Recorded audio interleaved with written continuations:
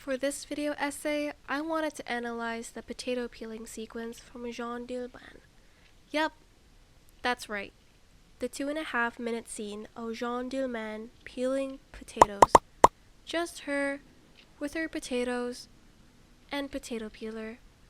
So the film is roughly 3 hours and 21 minutes long, which shows Jeanne Dielman's daily routines over the course of 3 days.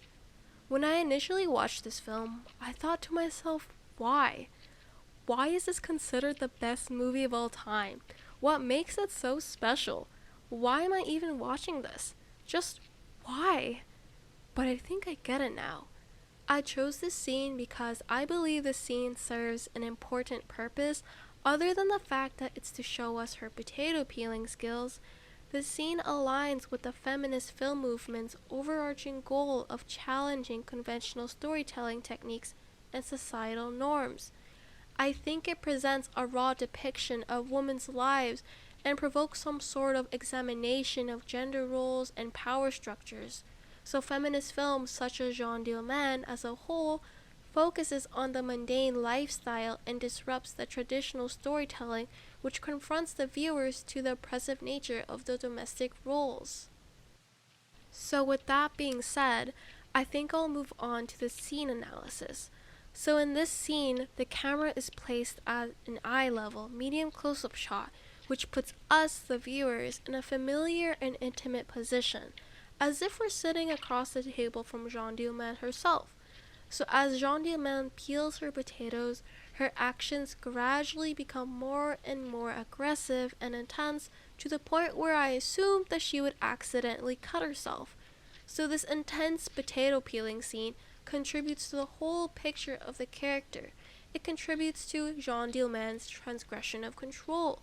So over the course of the film, we see how Jeanne Dielman has control over her routines, where she's cleaning the bathtub, making breakfast, making lunch, making dinner. She goes grocery shopping and all these activities. However, after she served her second client, there's a shift in her routines.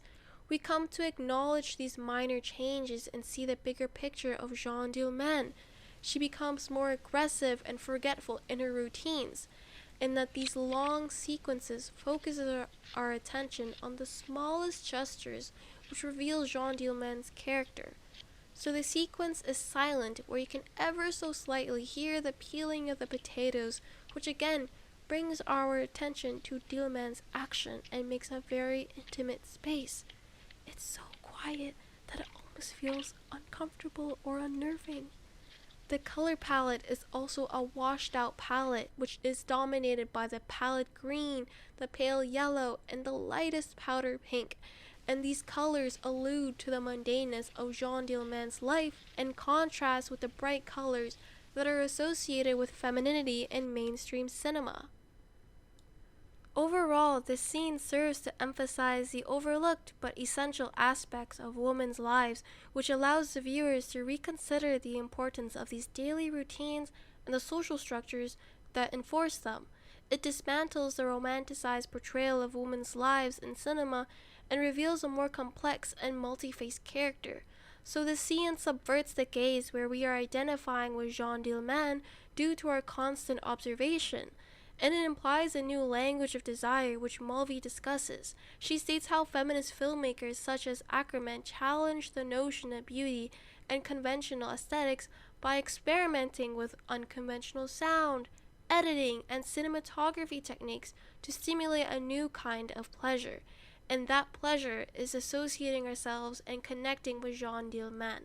We come to appreciate her character for completing these daily tasks as a single mother, and the whole film revolves around Ackerman's statement, stating that feminism in film is not just associated with the content, but also with the style, the way of looking, and the feeling about the image. So in this case, we come to feel with Jeanne Dielman and connect with her character.